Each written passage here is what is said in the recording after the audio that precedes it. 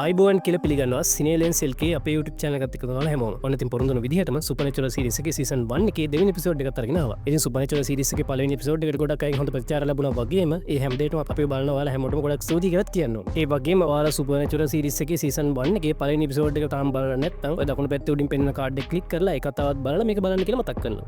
ඒ වගේම ඔයා මේ වගේ සුපිරිම TV series movies ගැන දැනගන්න කැමති අපේ channel එකට අලුත් කෙනෙක් නම් අපිව subscribe කරලා දිගටම අපිත් එක්ක set වෙන්න කියලා වෙනදා වගේ මතක් කරනවා. ඉතින් අපි යමු සුපර්නැචුරල් සීරීස් එකේ සීසන් 1 එකේ එපිසෝඩ් 2 එක ගැන අද වීඩියෝ එකට.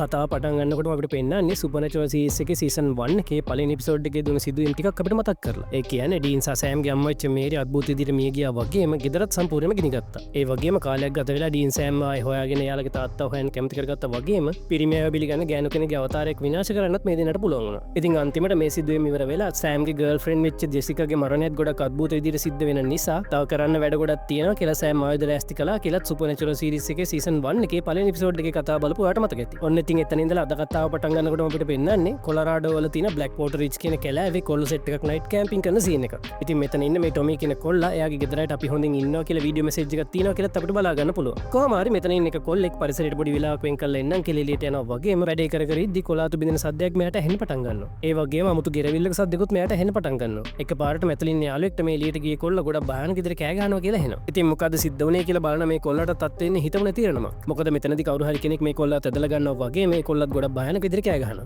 ඉතින් මේ ඉතුරුන ටොමි ගොඩක් බය වෙලා සද්ද නොකර ඉද්දි අමුතු සතෙක් නැත්නම් අමනුෂ්‍ය සද්දයක් එක කෙනෙක් මේ ටෙන්ට් එකට එළියෙන් සැරිසරනවා වගේම එකපාරටම ටෙන්ට් එක ගිරලා ටොමිවත් අල්ල ගන්නවා කියලා අපිට බලා ගන්න පුළුවන්. ඉතින් ওই සීන් එක කොහොම ඉවර වුණාම අපිට පෙන්නන්නේ සෑම් එයාගේ ගර්ල්ෆ්‍රෙන්ඩ්ගේ සෝහන් ළඟට ගිහින් එයාව මතක් කරනවා වගේම සෝහනෙන් එකපාරට මතක් වෙවිත් එයාගේ අත අල්ල ගන්නවා කියලා. එකපාරටම ගැසිලා එන සෑම් හැරෙනකොට එයා ඩීන් එක කාර් එකේ තමයි ඉන්නේ. ඒ කියන්නේ සෑම් මේ දැකලා තියෙන හීනයක් කියන එක. කොහොම හරි සෑම් මෙතෙන්දී එයාගේ තාත්තා වෙච්ච ජෝන්ගේ මැප් එකක් බලන ගමන් කියන්නේ ඒකේ තියෙන කණ්ඩාංක බැලුවම එයාලට තාත්තා හොයාගන්න යන්න තියෙන්නේ බ්ලැක් වෝටර් රිච් කැලේට කියලා. ඒ කියන්නේ අපි අර කලින් දැකපු සීන් එක සිද්ධ වෙච්ච තැන.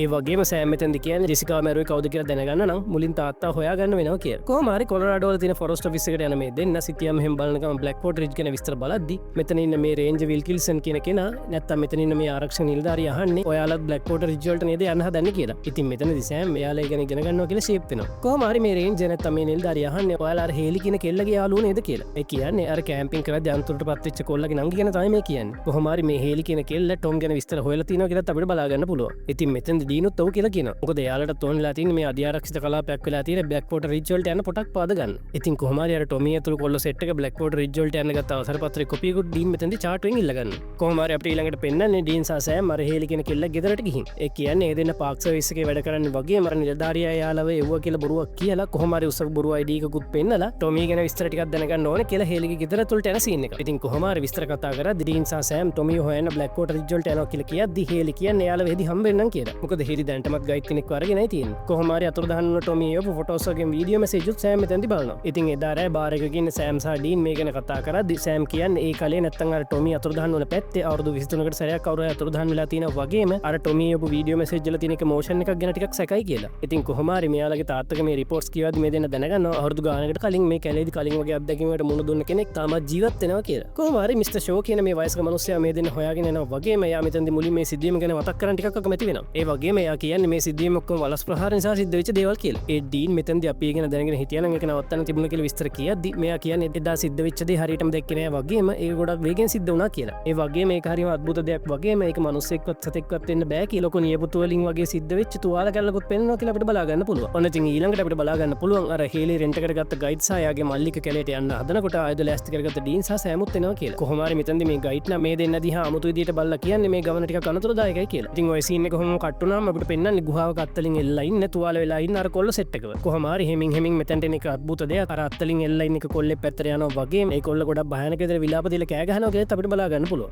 ඔන්න ඊළඟට අපිට පෙන්වන්නේ මෙතෙන්දී වෙන සිදුවීම් ටිකක් නිසා හේලි මේ දෙන්න ගැන ටිකක් සැක හිතලා ඔයාලා ඇත්තටම කවුද කියලා ටිකක් තදින් ඩීන්ගෙන් අහනවා කියන එක. එතකොට ඩීන් මෙතෙන්දී විස්තර කියලා කියන්නේ එයාලත් තාත්තා හොයනවා වගේම අපි එකම බෝට්ටුයි කියලා හිතුවා කියලා. කොහොම හරි මෙතෙන්දී මුලින් ඒ ගැන නොකියපු එකට හේලි ටිකක් තරහ ගන්නවා වුණත් පස්සේ විස්තර තේරුම් ගන්නවා. ඉතින් කොහොමරි ඊළඟට මේ අය කැලේ ඇතුලෙන් බ්ලැක්වෝටර් රිජල්ට් එනවා වගේම ටිකක් වටපිට බලන්නම් කියලා රෝයි කියන මේ ගයිඩ් සෙට් එකකින් වෙන් වෙලා යනවා කියලා අපිට බලා ගන්න පුළුවන්. ඒ ඩීන් නම් මෙතෙන්ද කියන්නේ අනිත් අයට එකටම ඉන්න කියලා. ඉතින් එකපාරටම රෝයි මෙතන බලන්න කියලා කෑ ගහනවා වගේම අර ටොමී සහ කොල්ලෝ සෙට් එකගේ කැම්ප් එක මෙයා හොයාගෙන. ඉතින් මෙතනදී වලහෙග්ගේ වගේ නියපොතු පාරවල් මෙයාලා දකිනවා වගේම කූඩාරම් වල ලේ පැල්ලම් තියෙනවා කියලා දකිනවා. ඉතින් ඊළඟට අපිට පෙන්නන්නේ ඩීන් උද්දයක් හොයාගෙන සෑම්ට කතා කරනවා කියලා. ඒ කියන්නේ අර කොල්ලෝ සෙට් එක වැදගෙන ගිය පාරක් ඩීන් හොයාගෙන වගේම අද්භූත විදියට ඒවා එක තැනකින් අතුරුදහන් වෙලා ගිහින්. කොහොම හරි හේලෙට ටොම්ගේ ෆෝන් එකත් මෙතනදී හම්බ වෙනවා. එකපාරටම කවුරු හරි උදව් ඉල්ලට කෑ ගහන සද්දයක් එන නිසා හැමෝම මේ පැත්තට දුවගෙන ගියත් ඇත්තට මෙතන කවුරුත් නැහැ. ඉතින් මෙතනදී චුට්ටක් තනියම කතා කරන්න ඕනේ කියලා ඩීන්ට කියන සෑම් එයාලගේ තාත්තගේ නෝට්බුක් එක අරගෙන කියන්නේ මේ වෙච්ච සිදුවීම් සහ මිනිස්සෙක් වගේ අංගවල මේ කතා කරන්නේ වෙන්ඩිගෝ කියන අවතාරය වෙන්න පුළුවන් කියලා. ඒ වගේම මේ සිද්ධ වෙච්ච දේවල් වලස්සු නිසා ඇතිවෙච්ච දේවල් නෙවෙයි කියලා මේ දෙන්නට දැන් හොඳටම පැහැදිලි වෙලා තියෙන්නේ. කොහොම හරි සෑම් මෙතනදී අපි ආපහු යන්න ඕනේ කියලා කියද්දි මේ රෝයි සෑම් එක පොඩ්ඩක් මතකෙටුමක් ඇති වුණත් ඒක ෂේප් කරන හේලි කියන්නේ ටොමී ජීවිතුන් අතර තාමත් ඉන්න පුළුවන් වගේම එයා නැතුව ආයෙ යන්නේ නැහැ කියලා. ඒ වගේම ඩීන් පැහැදිලි කරන්නේ මේ වෙන්ඩිගෝව කළුවරේදී පරාද කරන්න අපිට බෑ වගේම අදරහැ කොහෙරි අපි ආරක්ෂා වෙන්න ඕනේ කියලා. කොහොම හරි ගිනිමැලයක් ගහගෙන ඒක වටේට ඒක හරහා වෙන්ඩිගෝට එන්න බෑ කියලා ඩීන් සංකේත වගේක් අඳින අපිට බලා ගන්න පුළුවන් වගේම රෝයි නම් ඒ දිහා බලන්නේ නිකන් කින්ඩියට වගේ. කොහොම හරි රෑ ගත කරන ගමන් සෑම් තාත්තා හොයාගන්න එක ගැන ඩීන් එක කතා කර කර ඉද්දි එක පාරටම කවුරු හරි කෙනෙක් උදව් ඉල්ලන කෑ ගහනවා කියලා එනවා. ඉතින් හැමෝම බය වෙලා වටපිට බලද්දි තවත් අද්භූත ගෙරවිලි සද්ද ඇහෙන්න පටන් ගන්නවා කියලා අපිට බලා ගන්න පුළුවන්. කොහොම හරි මේ ගෙරවිලි සද්ද එන පැත්තට එකපාරටම වෙඩි තියන රෝයි මං උට වෙඩි තිබ්බා කියලා ඒ පැත්තට දුවනවා කියලා අපිට බලා ගන්න පුළුවන්. කොහොම හරි අනිත් අයට කොහෙවත් යන්න එපා කියන ඩීනුත් රෝයි පස්සෙන් යනවා කියලා අපිට බලා ගන්න පුළුවන්. ඉතින් මෙතනදි ගහක් ළඟ සද්දයක් එන නිසා එතනට යන රෝයිව එකපාරටම ගහ උඩින් දෙපුව අර වෙන්ඩිගෝ කියන අවතාරය බොහොම භයානක විදිහට අල්ල ගන්නවා. ඔන්න ඊළඟට අපිට පෙන්නන්නේ මේ රෑ දවස් ගත වෙලා දවල් කාලේ සීන් එක. මෙතනදි මේ හැමෝම සිද්ධ වෙච්ච දේවල් ගැන ගොඩක් කනස්සල්ලෙන් තමයි ඉන්නේ. ඒත් සෑම් මෙතනදි අනිත් අයගේ හිත හයිය කරන ගමන් කියන්නේ තනියම හරි වෙන්ඩිගෝ ඉවරයක් කරනවා කියලා. ඒ වගේම වෙන්ඩිගෝ අවතාරය ගැන සෑම් සහ ඩීන් මෙතනදි විස්තර කරනවා කියලාත් අපිට බලා ගන්න පුළුවන්. එතකොට හේලි අහන්නේ කොහොමද ටොමී ජීවිතුන් අතර ඉන්නේ කියලා. ඒ වගේම ඩීන් කියන්නේ වෙන්ඩිගෝ කෙනෙක් ගොදුරු කරගන්න මිනිස්සුන්ව එකපාරටම කන්නේ නැහැ. අඳුරු තැනක තියාගෙන ඉන්නවා වගේම ඕමනා වෙලාවදී කාලා දානවා කියලා. ඒ වගේම ඩීන් කියන්නේ වෙන්ඩිගෝ හොයාගෙන නවත්තන්න නම් ඒ මිනිකන අවතාරය පුච්චලා දාන්න ඕනේ කියලා. කොහොම හරි ඉස්සරහට යන මේ සෙට් එකේ සෑම් එකපාරටම ඩීන්ට කතා කරලා පෙන්නන්නේ ගස්වල තියෙන නියපොතු පාරවල්. ඉතින් ඒ ගැන මෙයාලා බලද්දී එකපාරටම භයානක ගෙරවිලි සද්දයක් එයාලඟින් ඇහෙන්න පටන් ගන්නවා වගේම මොකක් හරි අద్භූත දෙයක් එකපාරටම ගොඩක් වේගෙන් මෙයාලා ඉන්න තැනින් යනවා කියලා අපිට බලා ගන්න පුළුවන්. කොහොම හරි බය වෙලා ඉන්න හේලි ගහකට හේතු වෙලා ඉද්දි උඩින් මොන හරි වැටෙනවා කියලා අපිට බලා ගන්න පුළුවන්. ඕ ඔයාලා හිතුවා හරියටම හරි ඒ වැටලා තියෙන ලේ.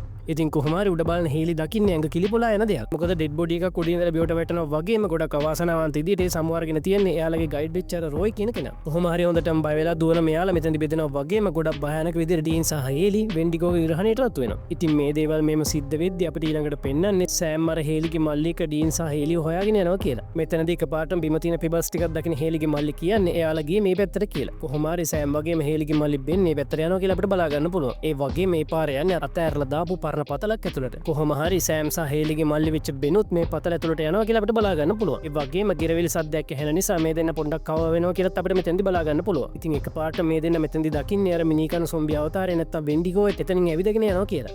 කොහොමෙන් හරි හිමීට ඉස්සරහට ඇවිදගෙන යන බේබෙන් සහ සෑම් දිරපුල ඇලි තට්ටුව කඩාගෙන පහළට ඇදගෙන වැටෙනවා කියලාත් අපිට බලා ගන්න පුළුවන්. කොහොම හරි මෙතෙන්දී බේ මිනියෝලු ටිකක් දැකලා බය වුණත් සෑම් එයාව සංසුන් කරගන්න සමත් වෙනවා. ඒ වගේම මේ දෙන්න මෙතෙන්දී දකින්නේ අත්තලින් ගෙට ගහලා එල්ලලා ඉන්න ඩීන් සහ හේලිව. ඒ වගේම වාසනාවකට වගේ මේ දෙන්න තාමත් ජීවත් වෙනවා කියලාත් මේ දෙන්න දකිනවා. ඉතින් කොහොම හරි හේලි සහ ඩීන්ව ලිහලා බීමට ගත්තට පස්සේ හේලි දකින්නේ අත් ගෙට ගහලා එල්ලලා ඉන්න එයාලගේ අයියා වෙච්ච ටොමීව. ඉතින් මෙතනදී හේලි ගොඩක් දුක් වෙනවා කියලාත් අපිට බලා ගන්න පුළුවන්. ඒත් වාසනාවකට වගේ ගොඩක් දුර්වල වෙලා ඉඳපු ටොම් තාමත් ජීවත් වෙනවා කියලා මෙයාලා දකිනවා. ඒත් එක්කම ෂොක් වෙන හේලි වගේම සෑම් ඉක්මනට ටොම්ව ලිහලා බීමට ගන්නවා වගේම ගොඩක් මෙතනදී පුදුමයටපත් වෙලා සතුට වෙනවා කියලාත් අපිට බලා ගන්න පුළුවන්. කොහොම හරි මෙතනදී ගොඩක් දුර්වල වෙලා ඉඳපු ටොම්වත් එක්කගෙන මේ පතලේ ගුහාවේ මෙයාලා එළියට යන්න පටන් ගන්නවා කියලාත් අපිට බලා ගන්න පුළුවන්. ඒත් එතකොටම අර මිනිකන රාක්ෂයා නැත්තම් වෙන්ඩිගෝගේ ගෙරවිලි සද්දයක් ඇහෙන නිසා සෑම් එක්කම එළියට යන්න කියන ඩීන් වෙන්ඩිගෝගේ අවධානය වෙනස් කරන්න කියලා හිතාගෙන ගෙරවිලි සද්ද ඇහුන පැත්තට යනවා කියලාත් අපිට බලා ගන්න පුළුවන්. කොහොම හරි ඩීන් එක එක ඒවා කියන ගමන් වෙන්ඩිගෝගේ සද්ද ඇහුන පැත්තට යනවත් එක්කම ඒකේ වාසිය ගන්න සෑම් අනිත් අය අතලින් එළියට අරගෙන යන්න පටන් ගන්නවා කියලාත් අපිට බලා ගන්න පුළුවන්. කොහොම හරි මෙතනදී හේලිට වගේම බෙන්ට එළියට යන්න කියලා තදින් කියන සෑමුත් ගෙරවිලි සද්දේ තියෙන හරිය නවතිනවා කියලා බලා ගන්න පුළුවන්.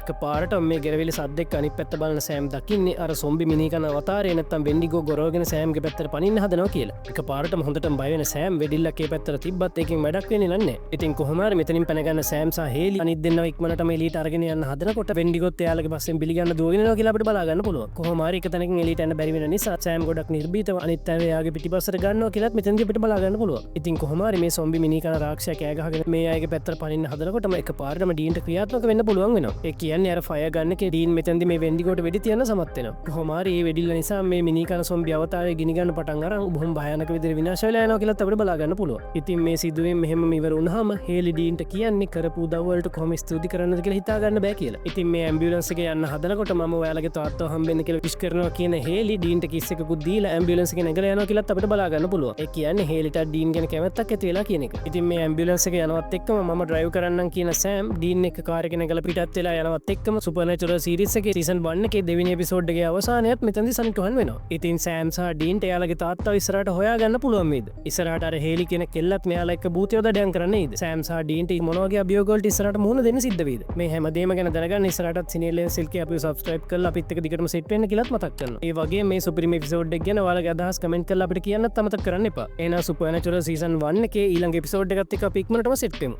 හැමෝටම සුබ දවසක්.